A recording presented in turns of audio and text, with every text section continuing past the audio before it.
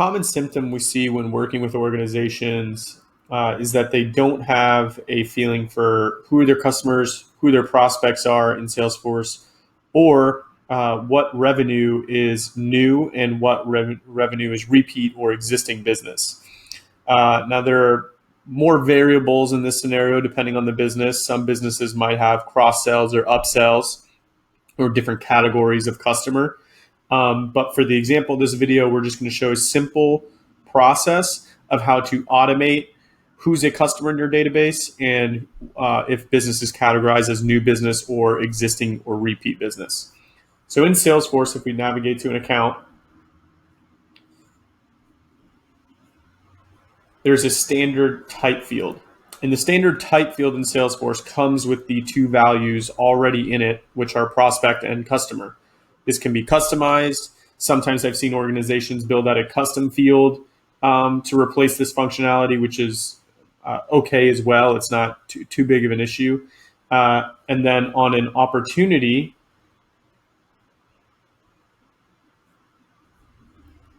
you'll see that we have another type field, which is new business and existing business. This is also a Salesforce standard field.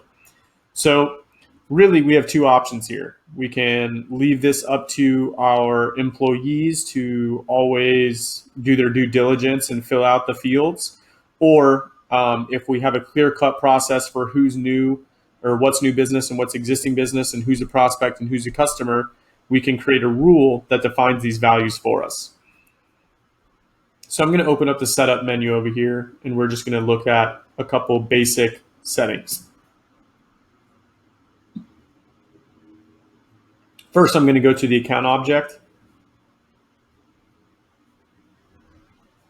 and I'm going to find the standard type field.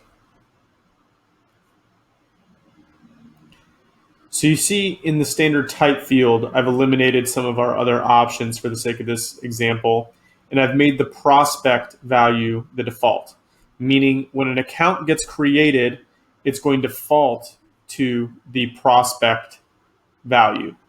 Now, again, I understand that this can be more complex if you have different record types or different customizations in your org. We're really dealing with a net new implementation here or example of a clean org. So if account gets created, it's going to default to prospect. Now, if we were going to win an opportunity on an account, what we want is to flip this opportunity automatically to a customer. So before we look at that, we're going to navigate to our opportunity object. We're going to go to our type field.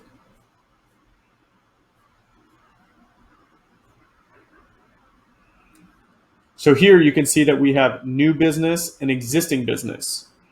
We always want the default to fall on new business because as a default, we're going to assume an opportunity is for a new prospect, and that would mean that the business is new business. So let's go ahead and edit this field, and you'll see how to create it, label it as a default. In any pick list, you can click on a value, and we have this default button right here that we'll go ahead and click. So now, by default, we have a prospect account and a new business opportunity. So let's look at Process Builder and see how we can automate this workflow. So I've created one opportunity process here, and if I click into it, I'll be able to see the customizations. So in the opportunity process, I've labeled this as when we want this process to fire is when a record is created or when it is edited. If we look at this first level of criteria here, I've told Salesforce to fire this first criteria when the record is new. I used a formula for this, and I just said is new with the blank colons, which means it's a new record. So if this is true, we want to set the opportunity type using another formula.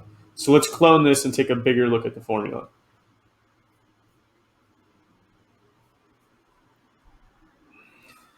So the formula I'm using here says, if the account type value is prospect, set the value to new business. if the account value is a customer, set the opportunity value to existing business. So right here off of one field, we're really just controlling what values are in the opportunity, whether it's new business or existing business, and we're controlling that off of the type field on the account. Now, the second part of this automation fires when the opportunity is won. So here, let's check our criteria. If the stage name equals closed won, now in your org, you might have a different stage name for an opportunity that is closed won, but we're using the standard closed won. And then the second part of this criteria is if the stage is changed. Because remember, we're firing this every time it's edited. So we want to make sure that we're only firing when the stage is changed. There's various ways to do that. I like adding this is changed criteria into my conditions. So if I now check out the update or the update action that I've created on this process, I say if the account type is prospect and an opportunity is won, change that account type to a customer.